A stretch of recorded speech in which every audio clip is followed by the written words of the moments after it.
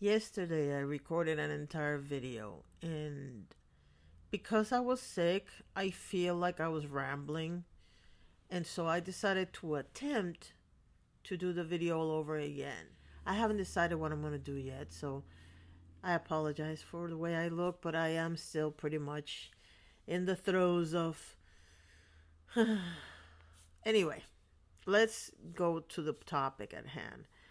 What I was mentioning yesterday was that I had noticed a certain trend on the topics that were showing up on my feed in terms of YouTube, Instagram, and TikTok, which are the three main places where I see actual either videos or posts that are pretty and normally in a lot more positive vein than what I see on Twix.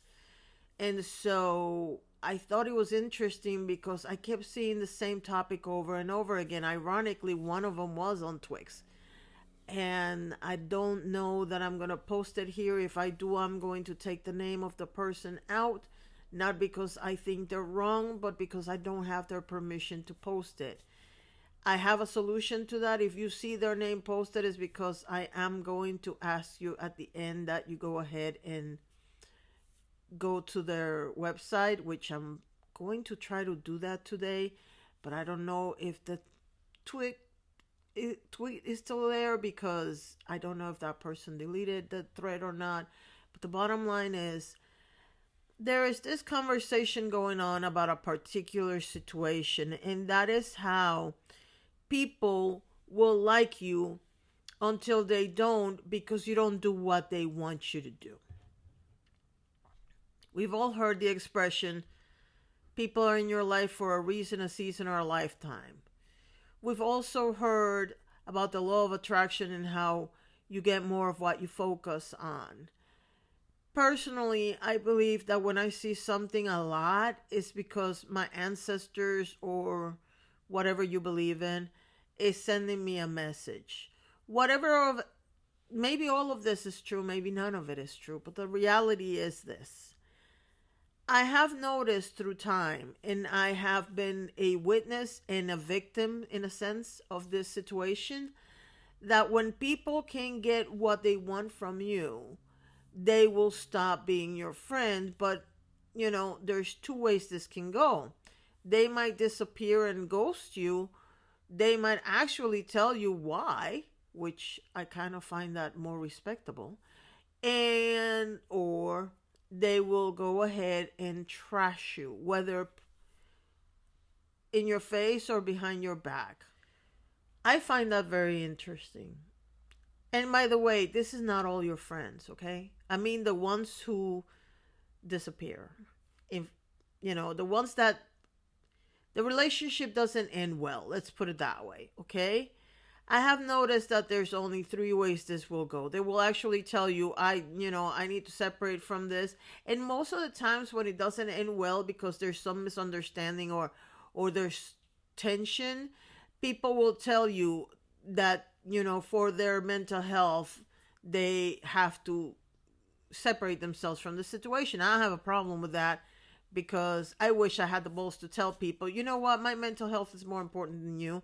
I didn't learn that until recently. So, yeah.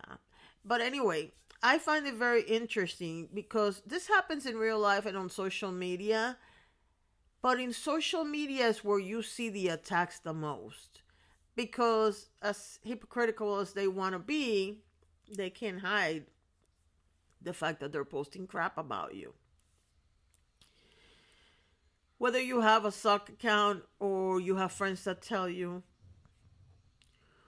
or you just see it because they didn't block you, but you both unfollowed each other and you still see their post every once in a while because you have mutuals. The reality is that people will say the most horrible things when they're trying to justify themselves. And that's why I think people do this. I think half of the time, and I'm split on this one. I think half of the time people will say horrible things about you because they're trying to justify A, what they did to you, and B, what they think you did to them, which means, to me, they're trying to justify that they ended the friendship because they think they did something to you. I mean, I'm sorry. You did something to them, and so in order to justify their actions, then they go ahead and trash you. Because all of a sudden you're a bad friend, or you tested their boundaries or whatever. And here comes the first lesson that I learned from this. And it is the fact that people will use boundaries as an excuse more than the reality of the situation allows. And what I mean by that is, what you think is your boundary that somebody's breaking, and you're getting mad at somebody for breaking your boundaries, might just be somebody asking you something or telling you something, or establishing their own boundaries. Here's an interesting thing about boundaries and how people use the... I love it when people use psychology, even though they don't have a psychology degree, because it cracks me up how they twist themselves in a knot. I'm going to give you a perfect example. When you talk to somebody and you're having a conversation with somebody, and that person tells you that they don't want to hear about so-and-so, and you go ahead and continue to talk about that person, you can't then say, oh, you crossed a boundary, when that person repeatedly asks you to stop talking about that person. It is what it is. You have a boundary. But you know what's funny about boundaries? That everybody's allowed to have one. And if you like to talk about a particular topic, let's talk about a topic that's not like dangerous, so that we don't get in hot waters. Let's say you like a particular artist. Toby Keith comes to mind. Let's say you like Toby Keith, but you know your friends consider Toby Keith to be a very bad person, or a person that is not what they seem to be. And so they don't like to hear about Toby Keith. But you consistently keep talking about Toby Keith. Your need to talk about your favorite artist does not trump somebody's boundary. So when that person gets tired of you talking about somebody they don't like in front of them, they're going to tell you, would you just shut up about Toby Keith? Right? Because it's usually the way it works is you keep poking and poking and poking until the person says, would you shut up? What happens then? That you're going to feel offended that somebody told you to shut up, when the reality is they've been telling you from jump, please don't talk about so-and-so. That's a boundary. And your need to talk about that person, okay, that's your boundary. But if you know you're not supposed to talk about that person in front of your friend, why are you doing it? There's only two reasons why you're doing it. Number one, you don't care about other people's boundaries, or you're passive aggressive. Either way, you're the one who's wrong. And that's part of this whole situation that I'm watching, because I want to say there was a tweet thread, there was a post, I believe it was on Instagram, then I saw a TikTok, and then I saw a YouTube video. And all four of them, and this was within 2 hours of each other, all four of them were talking about how people like to trash you when they can no longer use you. Some version of that. And here's the thing. I made a decision when I came back that I was going to do my thing. That I was not going to pay attention to what anybody else is doing, in terms of, if you said the same thing I'm thinking, I'm still going to say it, because I think I offer a different perspective, and that's why I'm making my videos. Now, I might have the same opinion. It stands to reason that most people, I mean, there's always 30% of the population that's going to have the same opinion as you. But how they reach that conclusion might be different from one person to the other. Now, in terms of commentary, I don't watch a lot of commentary channels. I watch Peter Munn, I watch Markey, And every once in a while I watch a couple of other people, but for the majority of the time I watch those two people. There's a rather large chance that if I'm going to agree with one of those two, it's probably going to be Peter, because we're closer in age and we kind of have a different perspective than most people. But that doesn't mean that he, if he says something, let's say he says this person is problematic, and I agree with him, but I agree with him for completely different reasons. That doesn't mean that I cannot put my thoughts out there. See where I'm going with this? And I am rambling again. Oh, well, you're going to have to deal with it. So, here's the thing. Now I remember why I was mentioning Peter and Marquis. I decided that I wanted to do my own thing and go my own direction and basically put blinders on and not pay attention to what other people are doing for several reasons. Number one, I have never considered myself a drama channel. So, I have never considered myself a drama channel. I have also never liked when people try to manipulate you into putting a certain point of view. So, the reason why I'm mentioning this is because apparently somebody said that I was on the payroll. Mind you, they were on the same payroll according to them, but whatever. And number two, I don't care what payroll you think I'm in. Just because I either get support, be it financial or personal or whatever, what I think is right, I'm going to say it's right. And what I think is wrong, I'm going to say it's wrong. I'm not a fair weather friend. If I think you're doing something dumb, I'm going to go through your direct message and I'm going to tell you you're doing something dumb. That's the way I work, because that's the way I was raised. My generation and the generations before me believed in something called not blind following, meaning, and it's funny because we all went to church, so we blind follow that way, but not in real life. And what I mean by that is that if you have a friend and that friend does something stupid or they do something wrong, you go ahead and let them know, because you don't want them to embarrass themselves any further, right? What I see in the younger generation, especially with the stan culture, is that people think that if you like certain celebrity or a certain content creator or whatever, you have to agree with everything they say. No, you don't. Even when I follow drama channels, I didn't agree with half of what they said. The fact that I ended up agreeing in some instances was used against me by their fans, saying, oh, you see, she was watching so-and-so or so-and-so because they said the same thing. Did you actually listen to the video? Because once I started getting attacked like that, I started looking, and ironically, the person would give completely different reasons than the one I gave.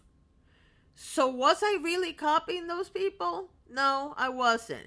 But the one thing I decided to do when I came back, for my own sanity, for my own mental health, was I'm not going to listen to anybody. I'm going to go back to making content before I see other people's content, unless I'm reacting to somebody's content. In that case, then obviously I'm going to watch their video first. But if I have something, like I have 5 videos that I've been dying to make, and I haven't been able to get to it because of, well, and I don't want to watch anybody else's video on that particular topic because I don't want them to influence my point of view or make it harder for me to get from point A to point B because they disagree. You know what I'm trying to say. I don't want anybody influencing my opinion. I also don't want anybody to feel like they're, if I get 10 subscribers in the next 10 weeks, I don't want that person to come and throw in my face that the only reason why you have 10 new subscribers is because I talked about you. No, that's not how it works. Because if people don't like what they see when they turn the video on, they're not going to subscribe. So stop taking praise for something that you had nothing to do with, okay? I talk about a lot of content creators on this channel, and I will continue to talking about content creators positively or not so positively for the rest of my life, because I find content creators to be incredibly interesting people. Do I want to concentrate on the bad stuff? No. But if there's a teachable moment, do I want to touch on that? Absolutely. That means two things. Number one, if you're doing something wrong, I'm going to say it, because that's the only way people learn. And number two, if I talk about you and you're smaller than me, which I don't know how that could possibly be, but it is what it is, I have no interest in taking any, what's it called? I don't want to say, oh, you got all those subscribers because of me, because that's not true. I remember in the old days, we used to do this thing where we used to talk about each other so that we could get people to see other content creators that were just as small as we were. And every once in a while, somebody would make it to 1,000 and would thank me. And I was like, why? I had nothing to do with it. I just mentioned you. You're the one who has to keep people entertained long enough for them to subscribe. I still believe in that. Do I still believe in collaborations? No. And that's part of one of the tweet thread talks about that. Because when people want to collab with you, it's because they want something from you, right? Now, there's three types of friendships in the world. There will be the person that will come to you with an honest interest in being your friend. There is the second type, which is why I'm bringing it up with collaborations. There's the second type who wants something from you, and instead of being honest, they might come through surreptitiously. Actually, well, that's three. Number three is the person that will come to you and say, this is the reason why I want to approach you. The legitimate person on the first group and the legitimate persons on the third group, those are people I can respect, because they're not coming with underhanded things to me. The problem is with the second group, and that's why I don't do collabs. And I'm not talking about collabs with like people that I've been hanging out with for years. I'm talking about if anybody comes and tells me, ooh, let's bring you out, let's do a collab. No. I'm not a token Latino friend for you, which is one of the reasons why a lot of people abandon me. I am not the token old person for you to be able to say that you're not ageist. I'm none of those things. If you come to me and tell me, let's do a video together because X, Y, or Z, I'll be more than happy to do that with you. If that turns into a friendship later on, that's a completely different story. That happens. That happens in real life, and that happens in social media. But I have no intention of doing collabs with anybody other than people that I already have programmed collabs, and they've been on the works for 2 or 3 months or more. Because the reality is that I don't want to hang out with people I don't want to hang out with. And I don't want to hang out with people that I don't know what their motives are. I want people around me that are honest. They might tell me something I don't want to hear, and if you want to do that, please do it privately. Do not blast me on social media, because if you blast me on social media, that will be the last time we talk. I don't appreciate people blasting me on social media. I understand that some people in some generations and some communities, that's what they prefer to do. They prefer to blast their friends on social media to humble them. I'm not that person. You're not going to humble me, because if anything, you might be right about what you're saying, but what you're going to make me is double down on the behavior. Because a real friend will talk to you in private. That is one of the reasons why I have a problem with the way people treated Jen Gerard, the way people have treated Peter Mann in the past, the way people have treated other content creators. Even though it turned out to be, well, the jury's still out if it was planned or not. But the Nico Caro, Avocado, and Trisha Paytas situation a few years back, you remember when he called her out for ghosting him and blah, blah, blah. Don't do that crap in public. The only way I find it justifiable for you to do something like that in public is if you tried every avenue in private and the person didn't listen to you and they're doing something that might hurt them physically or mentally. If somebody, let's say you know somebody that likes to drink too much. I don't want to use the word. You know what I'm trying to say. And you have noticed that the last 5 or 10 live streams, they are acting in a manner that makes you think that they might be, even though they've been sober for a long time, it sounds like they're, yeah. You try to contact them in private and they don't respond. Private, they don't respond. Private, they don't respond. You know they're spiraling, whether it's mentally or because they're drinking. That's the one time that I would say, if you're going to blast them in public, and keep in mind, I don't know that blasting them in public would be the smartest thing to do. But I don't know if you remember when, I forgot her name, took Eugenia Cooney and did an intervention, and it all blew up in her face because Eugenia Cooney got mad at her, even though this person did the right thing. That's what I'm talking about. There comes a point, if it's something that is going to put your life or your mental health at risk, then, I don't know what the right answer is, but I don't have necessarily a problem if you call them out in public, if you already tried every private method and it didn't work. But if it's stupid internet baloney, spare me the calling people out in public. If a person is no longer friendly with you, listen. I don't know why people think it's okay to take any conversation that I have in private with them and blast it in public and claim victimhood when there are always two sides to the story. In the same way you might feel like you've been wronged, I might feel like I've been wronged. But I find that distasteful and I find it immature. It is what it is. So if you're going to call me out in private and tell me that you think I'm wrong for whatever reason, you can do that all day long because we're in private. But if you're going to take the story and run with it in public and publish an entire publish a video or a Twitter thread or an Instagram story, whatever you decide to do, keep in mind, you will never be my friend again. Because I have no intention of trusting you again. Because even if you do it to the point where you do it like anonymous, like you don't say who it is, I obviously gonna know that it's about me. That makes sense.